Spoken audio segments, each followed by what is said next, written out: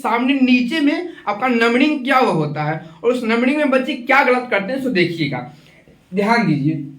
यहाँ लिखा हुआ है 3 फिर 2, तो इस वाली लाइनिंग में, इस वाले यहाँ पे है ना, ढूंढेंगे 3 कहाँ पे, तो 3 को इस प्रकार से रंग लेंगे। ठीक है, रंगने का तरीका मैं आपको अभी बताऊंगा। प्यारे बच्चों नमस्कार।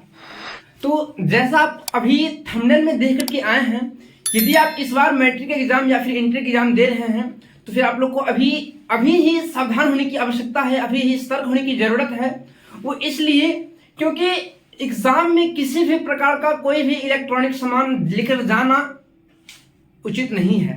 ठीक है, किसी भी प्रकार का स्मार्ट वॉच हो, मोबाइल फोन हो, चीट पुर्जी हो, है ना, ये सब ले जाना एकदम ही कोई भी किसी प्रकार कोई जरूरत ही नहीं है। ठीक है, तो आप जिस प्रकार से थंबनेल को देख करके आए हैं और आपको उस प्रकार से यहाँ पे अच्छे तरीके से बताया जाएगा कि हमें किस किस बात का सावधानी रखना है, अपने एग्जाम के दरमियान किस किस बात का ध्यान रखना है। देखिए, एग्जाम देने से पहले आपको किन किन बातों का ध्यान देना है। सबसे पहले तो आपको एकदम फ्रेश, सिंपल, जिस प्रकार से आप लोग मतलब बेझिझक, किसी प्रकार का कोई डर नहीं होना चाहिए, आपके चेहरे का रंग बिल्कुल उतरना नहीं चाहिए। ठीक है, आपको देख के कोई ऐसा संदेह ना कर ले, कोई भी अधिकारी हो, कोई भी वहां पे जो भी आएंगे चेक करने वाले, है ना, किसी भी प्रकार से आपको देख के वो संदेह नहीं करे कि आपके पास कोई चीट पुर्जी है।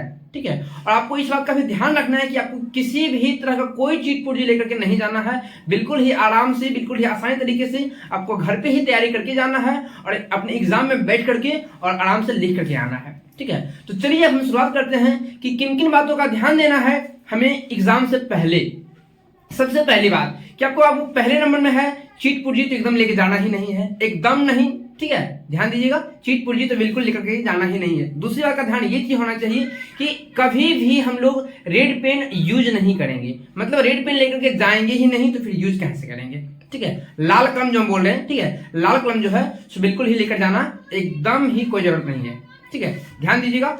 और उसके बाद फिर अगर आप किसी पेन का यूज करते हैं तो आप 2 तरह के पेन रख सकते हैं, ब्लू हो या फिर ब्लैक हो। ठीक है, अगर ब्लू रखते हैं तो फिर आप दोनों पेन ब्लू ही रखिएगा, अगर ब्लैक रखते हैं तो फिर दोनों पेन आप ब्लैक ही रखिएगा। ठीक है, और मैं 2 पेन के बारे में ऐसा इसलिए कह रहा हूं क्योंकि 2 से 3 पेन आपके साथ होना बहुत ही जरूरी है।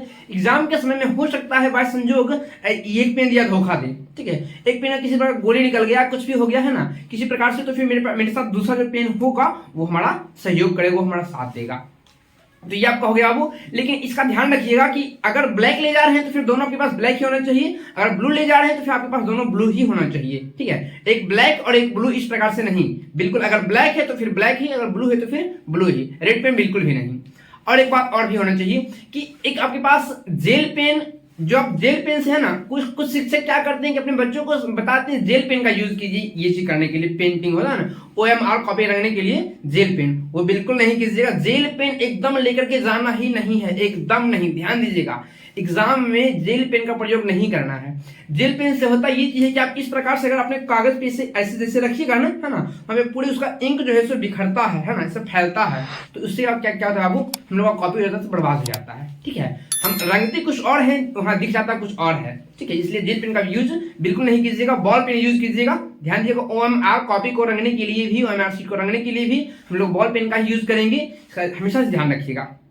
ठीक है, और ऐसा ध्यान दीजिएगा कि ब्लैक पेन ही यूज कीजिए तो फिर ज्यादा बेहतर होता है, ब्लैक पेन का यूज कीजिएगा। ठीक है, ब्लैक पेन ऐसा नहीं कि ब्लैक पेन आपका ये वैलिड नहीं होता है, ब्लैक पेन आपका वैलिड होता है, आप वहां पे ब्लैक पेन यूज कर सकते हैं। तो चलिए, और कुछ महत्वपूर्ण बातें और भी है जो कि आपको यहाँ पे बोर्ड पे दिखाई दे रहा होगा कि हमें किन किन बातों का ध्यान देना चाहिए। देखिए, ये एक चीज है कि आपका एग्जाम के दरमियान अगर 2 नंबर का क्वेश्चन छूट गया तब कोई दिक्कत नहीं है, अगर 2 क्वेश्चन छूट भी गया तब कोई दिक्कत नहीं है। लेकिन अगर इन सभी चीजों को आप गलत कर देते हैं, कुछ छोड़ देते हैं, तो फिर आपका रिजल्ट गड़बड़ा जाएगा और आप अगर पूरे 100 में 100 भी लिखे हैं तो किसी काम का नहीं रह पाएगा। इसलिए ध्यान दीजिएगा कि अगर 2 नंबर का छूट भी जाए तो टेंशन नहीं है, इसको हम अच्छे तरीके से और सुलभ तरीके से, सुगम तरीके से ध्यानपूर्वक रंगेंगे, ध्यानपूर्वक भरेंगे। कैसे सो देखते हैं बाबू। देखिए, आपका सबसे फर्स्ट में क्या लिखा हुआ है कि students name in block letter. अगर आपके पास ऐसा लिखा हुआ होगा, ठीक है, अगर ऐसा लिखा हुआ होगा तो ध्यान दीजिएगा, अगर लिखा हुआ नहीं है तो आप जैसे लिखते हैं नाम, जैसे कि मेरा नाम है धीरज कुमार, ठीक है, तो DHIRAJ धीरज और फिर KUMAR, ठीक है, ऐसा तो वहां हो जाएगा। लेकिन अगर वहां पे लिखा हुआ है क्या चीज, students name in block letter, तो ब्लॉक लेटर कहने का मतलब यहाँ पे ये हो गया है कि आपको उन सारे जितने भी आपके नाम में लेटर का प्रयोग होता है, ठीक है, जितने भी अल्फाबेट का प्रयोग होते हैं उन सभी अल्फाबेट को आप क्या कीजिएगा कि कैपिटल लेटर का यूज कीजिएगा। जैसे कि मेरा नाम अगर धीरज कुमार है तो यहाँ पे हम DHI जो है ना वो इस प्रकार से नहीं लिखेंगे, ठीक है, D होगा कैपिटल वाला, H भी होगा कैपिटल DHI और फिर RAJ धीरज, फिर कुमार तो KUMAR। ध्यान दीजिएगा हमेशा से कि किसी भी प्रकार का वहां पे स्मॉल लेटर का प्रयोग नहीं करेंगे, इसका ध्यान दीजिएगा। अगर यहाँ पे ऐसा लिखा हुआ होता है तो students name in block letter, मतलब कि बड़की ABCD का जो होता है ना, बड़ी ABCD वाला, हम उसी का प्रयोग करेंगे, ठीक है।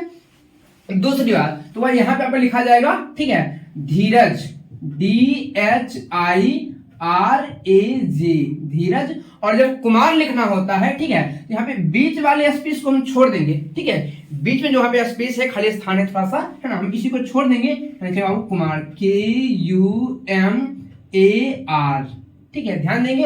और किसी भी प्रकार का कटकुट तो बिल्कुल भी नहीं चलेगा, है ना, थोड़ा सा 2 मिनट अधिक समय लीजिएगा आप, ठीक है। वैसे तो इन सभी चीजों को भरने के लिए हमारे पास एक्स्ट्रा से देता है 10 मिनट 15 मिनट समय देता है, ठीक है, बट अगर कुछ विद्यार्थी को उतना में नहीं हो पा रहा है तो आप 2 मिनट एक्स्ट्रा समय ले लीजिएगा, ठीक है। एक क्वेश्चन आपसे छूट जाए लेकिन इसको भरना एकदम अनिवार्य है और भी सही, ठीक है। दूसरी बात, बच्चे गलती क्या करते हैं सो देखिए, आपका रोल नंबर यदि दिया हुआ है कितना 320034, ठीक है, 320034 आपका अगर रोल नंबर दिया हुआ है और रोल नंबर को लिखने के बाद, ठीक है, आपका रोल नंबर लिखा गया है, उसके बाद क्या होता है कि उसके सामने नीचे में आपका नंबरिंग क्या हुआ होता है और उस नंबरिंग में बच्चे क्या गलत करते हैं सो देखिएगा, ध्यान दीजिए।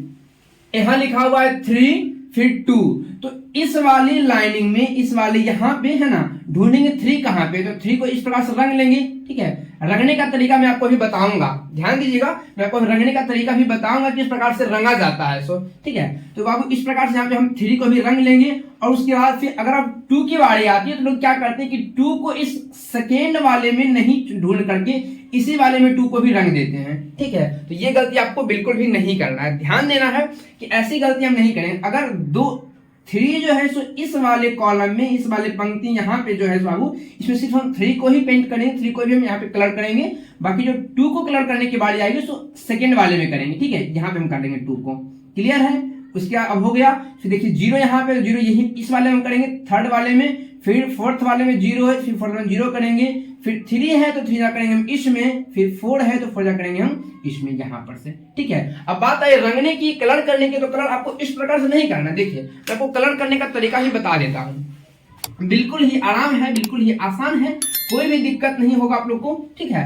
देख लीजिए यहाँ पे क्या है चीज, अगर किसी चीज को पेंट करना होता है, जैसे कि आपके पास इतना बड़ा चीज कुछ दिखाई तो दे रहा होगा, ठीक है, अगर इतना बड़ा चीज यहाँ पे लिखा हुआ है 4, ठीक है, तब वो कलर जब करने के बारे में, यहाँ पे वर्गाकार आकृति या फिर ट्रेंगल या फिर स्क्वायर इस शेप में नहीं होता है, होता है बाबू सॉरी सर्कल शेप में, क्लियर है ना, ध्यान दीजिएगा, वहां पे सर्कल शेप में होता है। यहाँ पे मैं अभी दे दिया हूँ ट्रायंगल में या फिर स्क्वायर में पड़ चुका है, हम देखते हैं ऐसा, इस प्रकार से आपका होता है वो सर्कल शेप में, तो आप ऐसा कीजिएगा। और इसके बाद जब कलर करने का जो काम करते हैं, तो कलर करते हैं, तो कलर करने में क्या करते हैं, बहुत बच्चे पहले बीच से शुरू करते हैं, ऐसा तो ऐसा नहीं कीजिएगा, ऐसे में बच्चे गड़बड़ा देते हैं, गलत कर देते हैं, ठीक है, तो ऐसा आपका नहीं चलेगा, ऐसा में बिल्कुल नहीं कीजिएगा। दूसरी बात, अगर ऐसा रहता है, ठीक है, तो आप क्या कीजिएगा कि कुछ बच्चे ऐसे ही कर दिए जल्दी जल्दी चक्कर में, इतना कर दिए इधर इधर, ठीक है, इधर छोड़ दिए, तो आपका ऐसा भी पेंटिंग नहीं चलेगा, बिल्कुल भी नहीं चलेगा, ध्यान दीजिएगा, ठीक है। अगर आप ऐसा कलर करके आते हैं, ऐसा रंग के आते हैं और आप अपने शिक्षक से, अपने मित्रों से कहीं भी जाकर मिलाते हैं, अरे ये तो मेरा सही है, ये सही है, वो सही, वो सही, ये सही, तो आपका सही है, आप सही रंग करके आए हैं, लेकिन है ना, आपके क्वेश्चन का आंसर सही है, OMR रंगने का वो तरीका सही नहीं है, ठीक है ना, OMR रंगने का वो तरीका सही नहीं है, उसको किस प्रकार से रंगते हैं तो समझिए, देखिए यहाँ पे ये आपका बिल्कुल भी गलत हो जाएगा, ठीक है, ध्यान दीजिएगा, आप कैसा वाला नहीं चलेगा। देखिए अब कैसा चलने वाला है सो देख लीजिएगा, ऐसा आपका लिखा हुआ होता है, यहाँ पे 4 लिखा हुआ है, तो आप सबसे पहले क्या कीजिएगा कि बाहर है ना, सबसे बाहर से आप कलरिंग करना शुरू कर लीजिएगा, ठीक है, चारों ओर इस प्रकार से आप कर लीजिए, ठीक है। अब देखिए आप अंदर में जल्दी जल्दी भी कर सकते हैं, कोई दिक्कत नहीं होगा।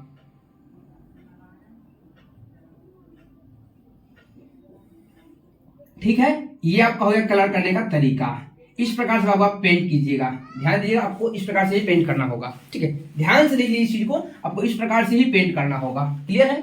तो आप ऐसे ही पेंट कीजिएगा इन सभी चीजों में भी, ओके। अब आगे बढ़ते हैं। देखिए आपके पास इस प्रकार से ढेर सारे कॉलम मिलेंगे, ढेर सारे, वहां पे आप बिल्कुल कंफ्यूज कर जाएंगे। बहुत बच्चे ऐसे होते हैं कि मैट्रिक एग्जाम सुन करके ही कंफ्यूज रहते हैं, बहुत ही चकाहट, क्योंकि इससे पहले वो किसी इस प्रकार के एग्जाम को क्लियर नहीं किए होते हैं, कभी इस प्रकार से एग्जाम में कभी बैठे हुए नहीं होते हैं, तो बच्चों में बहुत ही घबराहट होती है। तो बच्चे आपको इसलिए बिल्कुल घबराना नहीं है। देखिए ये एग्जाम है, जिस प्रकार से आपके शिक्षक हैं, आपके स्कूल के टीचर हैं, आपके ट्यूशन के टीचर हैं, आपके पास टेस्ट तो लेते हैं ना, है ना, तो उसी प्रकार से बिल्कुल सेम वहां भी है, अगर आप चोरी नहीं करते हैं तो, है ना। अगर आपके पास किसी प्रकार कोई चीट पुर्जी है तो फिर आप फंस सकते हैं, और फिर आप प्रशासनिक कार्रवाई हो सकती है, या फिर किसी अन्य तरीके का, या 10 मिनट 20 मिनट आधा घंटा आपका कॉपी छीन लिया जाएगा। तो आपको ऐसा करना नहीं है ना। तो इसलिए आप घबराइए बिल्कुल भी नहीं। देखिएगा सिर्फ वहां पे रोल नंबर ही नहीं, इस प्रकार से कई कॉलम होंगे जिनको आपको भरना होगा बहुत ही सहजता पूर्वक, बहुत ही आसानी से। देखिए किस प्रकार से, देखिए आपके पास अगला जो होगा सो रोल कोड लिखा हुआ होगा, और रोल कोड अगर आपका इतना हो गया 37402, ठीक है। अगर आपका रोल कोड 37402 हो गया तो क्या करना है कि फर्स्ट वाले यहाँ पे आपको जो 3 दिख रहा है ना, तो आपको इस लाइनिंग में 3 ढूंढना होगा और 3 को अच्छे से पेंट करना होगा, ठीक है। आपको इसमें ढूंढना होगा 7 कहाँ पे है, इस वाले में है, ठीक है। आपको इसमें आपको ढूंढना होगा 4 आपका यहाँ पे कलरिंग कीजिएगा, फिर देखिए 0 यहीं पे है, फिर 0 यहाँ पे कलरिंग कीजिएगा, फिर 2 है तो फिर 2 आप यहाँ पे कीजिएगा कलरिंग, ठीक है। और कलर करने का तरीका आपका ये वाला सही है, ध्यान दीजिएगा। इस प्रकार से कलरिंग करके मत छोड़ दीजिएगा, ठीक है। जैसे मैं अभी यहाँ पे कर रहा हूँ, इस प्रकार से कलरिंग करके मत छोड़िएगा, ध्यान दीजिएगा। कलर करने का तरीका बिल्कुल ऐसा होना चाहिए, यही आपका सही तरीका है, परफेक्ट है, ठीक है। तो आप ध्यान दीजिएगा, ऐसा एक ही 2 ही नहीं, 2-3 नहीं, कंफ्यूज और कंफ्यूज, बहुत तरीके से कंफ्यूज कीजिएगा, है ना। बच्चे आप इस बात का ध्यान दीजिए कि आप एग्जाम देने गए हैं, है ना। आपको वहां पे किसी अन्य चीजों पे ध्यान बिल्कुल भी नहीं देना है, किसी अन्य मित्र के पास, किसी अन्य दोस्त के पास ऐसा कुछ वो कुछ लाया है, वो कुछ दिया, ऐसा बिल्कुल भी नहीं। आपको सिर्फ अपने आप पे फोकस करना है, अपने आप पे ध्यान देना है ना। और एकदम जो इस प्रकार का जो भी कुछ होगा उसको आराम से भरना है। इसमें कंफ्यूजन ये होता है कि कोई पूछ दिए, अरे इसमें क्या भरा, अरे उसमें क्या भरा, अरे ऐसे में लोग उनको बताए, उनसे पूछे, उनसे जाने, और कंफ्यूज हो जाते हैं ऐसे में, है ना। तो आपको मैं बता रहा हूँ, यहाँ से आप सीख करके जाइए।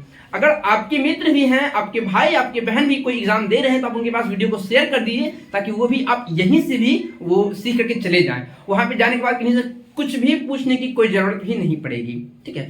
ये ध्यान दीजिएगा यहाँ पे कि वहां पे पूछता है हमसे स्कूल कोड भी है, पूछता है हमसे सेंटर कोड भी है, पूछता है हमसे सब्जेक्ट कोड भी है, पूछता है हमसे कॉपी नंबर भी है ना। तो ये सभी बातें आपको वहां पे बताई जाएगी, या फिर कॉपी पे लिखा हुआ होता है। आपके देखिए एडमिट कार्ड में वहां पे लिखा हुआ होता है सेंटर कोड, ठीक है। एडमिट कार्ड में लिखा हुआ होता है सब्जेक्ट कोड, एडमिट कार्ड में लिखा हुआ होता है सब्जेक्ट नेम, ठीक है। आपको किस दिन कौन सा सब्जेक्ट है, किस डेट में कौन सा सब्जेक्ट है, उस सब्जेक्ट का कोड कौन सा है, ये कोड भी आपके उस कॉपी में, उस एडमिट कार्ड में ही लिखा होता है, ठीक है। तो आप वहां से देख करके अच्छे तरीके से सब्जेक्ट कोड में सब्जेक्ट कोड भर सकते हैं, स्कूल कोड में स्कूल कोड भर सकते हैं, सेंटर कोड में सेंटर कोड भर सकते हैं। अगर आपको मतलब वहां पे नहीं मिल रहा है कुछ नहीं, तो वहां के जो शिक्षक होते हैं, वहां के जो निरीक्षक होते हैं, जो जांच करने वाले होते हैं, आपको बताएंगे, आपकी सहायता के लिए वहां पे गए हुए, मतलब वो लगाए होते हैं, ठीक है। तो आप अगर उनसे सहायता लेते हैं, ठीक है, उनसे सहायता लेने के बाद आप वहां से मिला भी लीजिए, खुद से भी वहां पे कंफर्म हो जाइए कि हमें जो वो बता रहे हैं वो सच में सही बता रहे हैं या फिर गलत बता रहे हैं, ठीक है। क्योंकि वह संयोग हो सकता है कि उनसे भी मिस्टेक हो सकती है, वो भगवान नहीं होते हैं, हमारे आपके जैसे इंसान ही होते हैं, तो इंसान बाबू गलती कर सकता है, ठीक है। तो मैं ये नहीं कह रहा कि वो गलत कर देंगे, ठीक है, लेकिन अगर वो बता दिए, ठीक है, थोड़ा सा अपने से देख लीजिए कि क्या ये बता रहे हैं क्या सच में मिल रहा है मेरे एडमिट कार्ड से, मेरे कॉपी कोड से, मेरे सेंटर कोड से, बस आप कंफर्म हो जाइएगा इस चीज से, है ना। तो आप इसी का ध्यान दीजिएगा, जहां पे सब्जेक्ट कोड पूछेगा वहां पे आप सब्जेक्ट कोड ही लिखिएगा, जहां पे कॉपी नंबर पूछेगा वहां पे आप कॉपी नंबर ही लिखिएगा, जहां पे स्कूल कोड पूछेगा वहां पे आप स्कूल कोड लिखिए। कुछ बच्चे स्कूल कोड के लिए लिख देते हैं सेंटर कोड, कुछ सेंटर कोड में लिख देते हैं स्कूल कोड, ये गड़बड़ी हो जाता है ना। तो इन सभी चीजों को अच्छे से ध्यान से भरिएगा, और यही सारी बातें हैं जो आपको यहाँ से एग्जाम से पहले ही सीख करके जाने की आवश्यकता है। ठीक है।